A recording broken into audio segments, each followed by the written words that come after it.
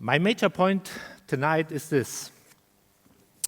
We are deeply transforming our worlds, but we did not yet, to the same extent, develop the languages and the conceptual means to deal with these new worlds.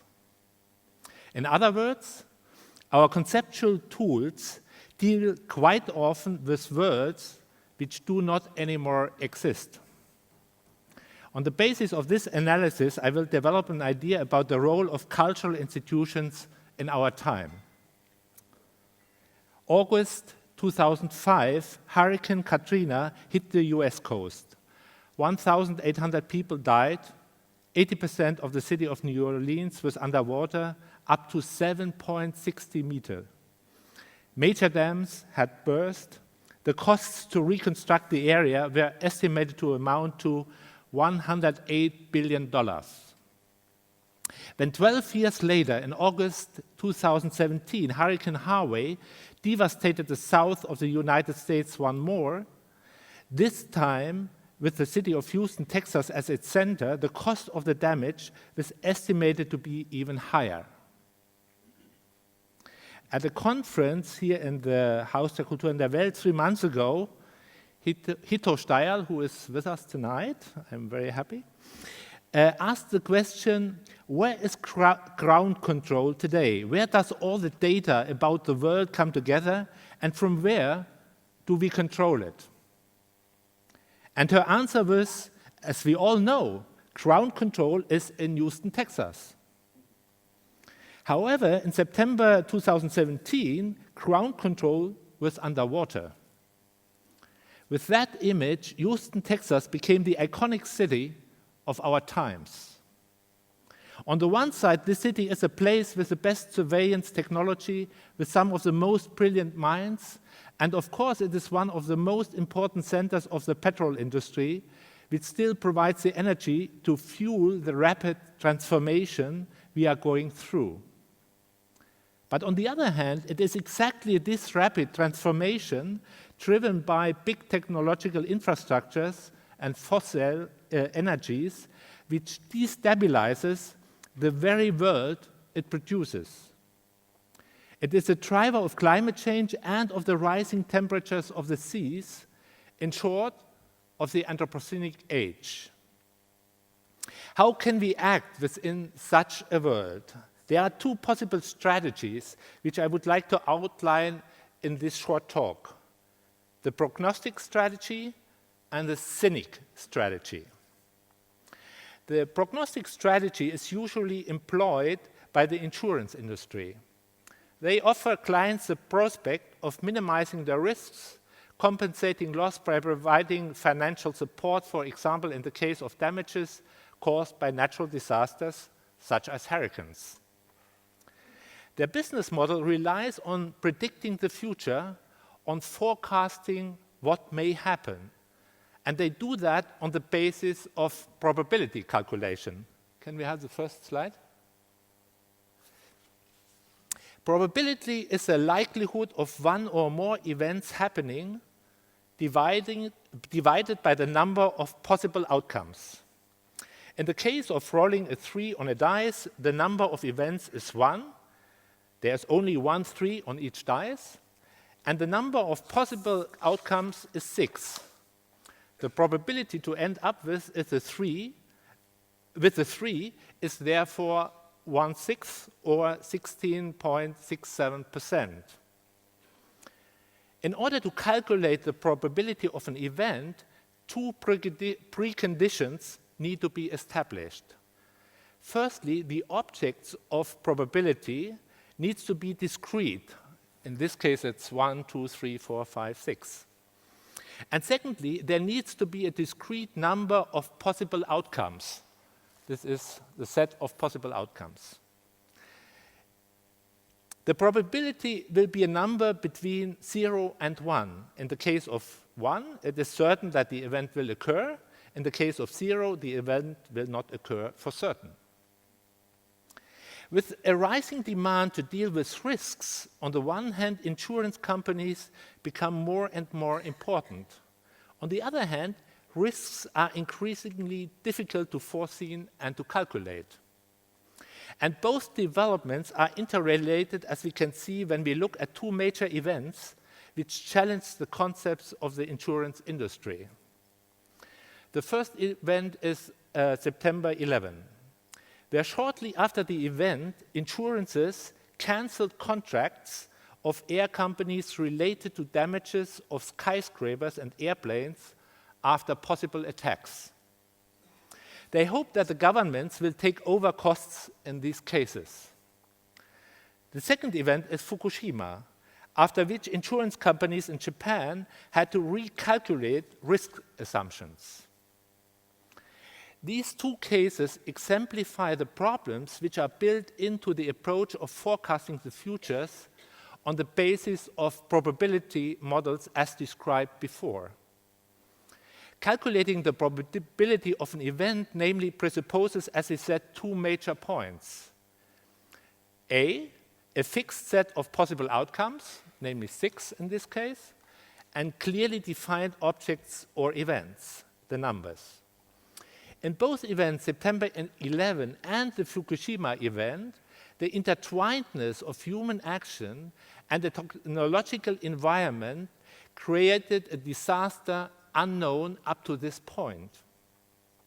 In the September 11 event, a few individuals used airplanes to target the Twin Towers, creating a human infrastructure event which was killing more than 3,000 people. The scale of violence was only understandable when one creates a new kind of agency which combines humans, infrastructure, and the use of technology in one entity. The insurance models were not able to deal with this situation because in their calculations, such a world did not exist. Their calculation did not take such mixed identities as the September 11 one up to this point into account. Their catalog of objects and set of possible outcomes is designed to apply to the world as we knew it on a historical world. This construction allows the insurance companies to look from the outside onto it and attach probability numbers to each possible event. This functions in an environment which is more or less stable, where the world of the past is more or less the world of the future. But, and this is the irony of our situation, the demand to insure risks is rising today exactly because in the world of the Anthropocene, this stability is decreasing day by day. Whereas the world of the Holocene was characterized by a more or less stable climate, the interventions of humans into the Earth system disbalanced the whole system in the time of the Anthropocene. Humans are no longer protagonists in front of a quasi-fixed backdrop, which is nature. Human actions mediated by technologies and natural processes become more and more intertwined, creating new forms of events. In addition, technological infrastructures, the technosphere, is no longer under full control of humans. It develops a kind of agency of its own, which creates new phenomena by itself and increases the risks. All the developments add to the fact that probability calculations based on the past and the stable object world would fail. They calculate the risks of worlds which do not anymore exist. Having said this, it seems that the change is not still fast enough to lead to an implosion of the system. It is still good enough for the insurance businesses to recalculate risks in the advent of new unforeseen events. The dynamization of the material worlds we are facing today also challenge philosophical systems, which for a long time shaped human conceptions and thought about the world. Let me take as an example Kant's transcendental philosophy, which seems to be the historical reference to the much discussed predictive processing paradigm in computational and cognitive neuroscience. Kant attempts in the Critique of Pure Reason to stabilize the physics of Newton by proposing a categorical model which explains why the work of natural science in the frame of this physics is possible. One major category in this frame is the category of causality. Causality is a relationship between events. These events are natural events as constructed in physical theory. In the categorical world of Kant, they are clearly separated from the world of human actions, which are driven by intentions and on the basis of free decisions of human beings. The problem of our world is that this clear distinction between human actions and natural processes does not function anymore, at least in many cases. In events triggered by climate change, human actions play a constitutive role. Therefore, the relationships between climate events cannot anymore be described on the basis of a causal relationships in the sense of Kant and his followers. What we need are new forms of world building, of approaches which allow us to conceptualize these dynamized worlds. One such form is the Scenic model. When we opened the Anthropocene project at the HKW in 2013, we started to explore this model, and I will give you one example. In the opening of the Anthropocene project, we grounded discourses on social, geological, economical, and technological developments in an island topography. It was introduced by a quote of Gilles Deleuze, quote, "Islands are either from before or from after humankind." It was a topography which decenters discourses, invites to reflect the perspective, namely island, from which you are speaking, and finally asks for relating in a non-linear way your position to others. In one of the islands called Techne, scientists were confronted with a being or entity oscillating between human, machine, or animal-like appearances in a performance by Xavier Leroy. The performance was not illustrating machine, animal, or human behavior. It draws the gaze of the viewer in a process of transformations, destabilizes the look because the categories of judgment become fluid in front of the eyes of the viewer. In trying to relate to the scene, spectators or viewers could either stabilize the body of the performer, in this case the movements became properties of the body, or they could also try to identify the machine movement or the animal or the human part of the movement.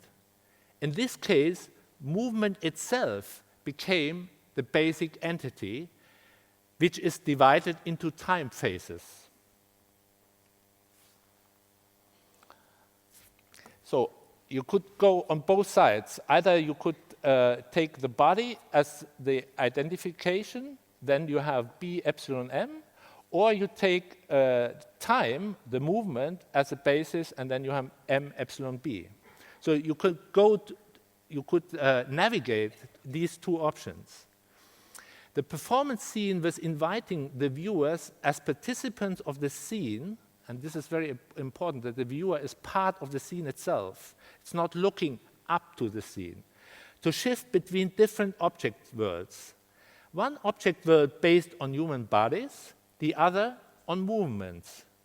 The performance scene itself is ontologically neutral.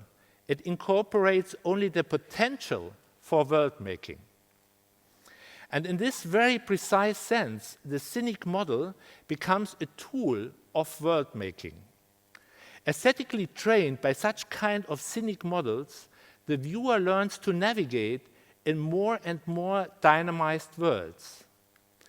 As opposed to the prognostic model, he is not looking onto the objective world, but navigating through worlds, being in the scenes themselves.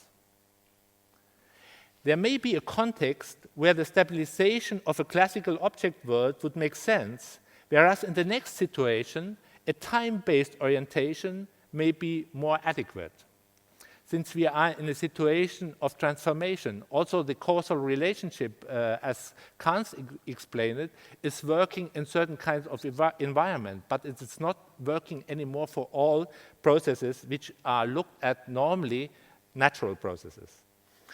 The new forms of conceptualization of mobility are an example where the shift from an object-based world to a process-oriented worldview is taking place at the moment. The mobility of the 20th century was object-based. The symbol for this worldview is the car. The car is many things, a fetish, fast, slow, beautiful. This is also true for planes, trains, etc. The major change of recent years is that even the car industry no longer only invests ideas into how to make cars more beautiful or faster, but also how mobility systems can be developed. In the past, owning a car was a guarantee for mobility. Now mobility itself has become the object or as a process or function. It can be realized by various exchangeable activities such as driving a car, flying a plane, riding a bicycle, using trains, etc.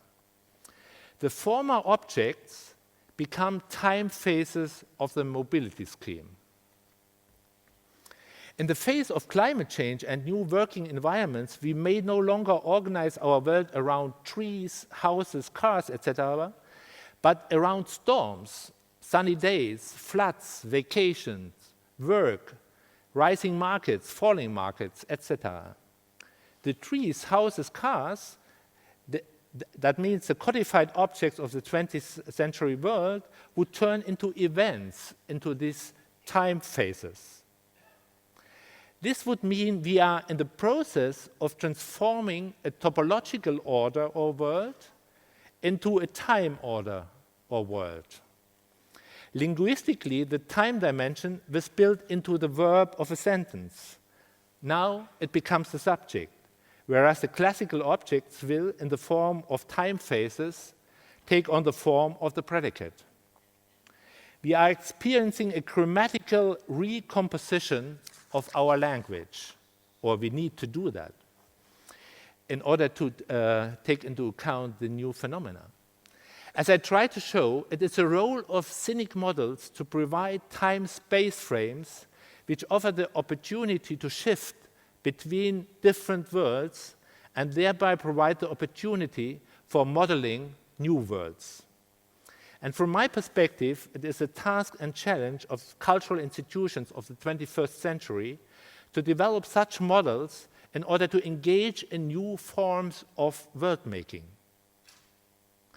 These forms are the complementary cultural tools to the engineering of new worlds and provide the language to discuss and negotiate these transformations in the public sphere. Let me, at the end of this talk, thank all of you participants who engaged in the last days into this really incredible enterprise, to thank you very much from the perspective of the House of World Cultures. Being a participant observer, I have to say that for me, it was an incredible cognitive as well as sensorial experience. With these words, I hand over to Katrin Klingan, who is a curator of the house in this project. Thank you.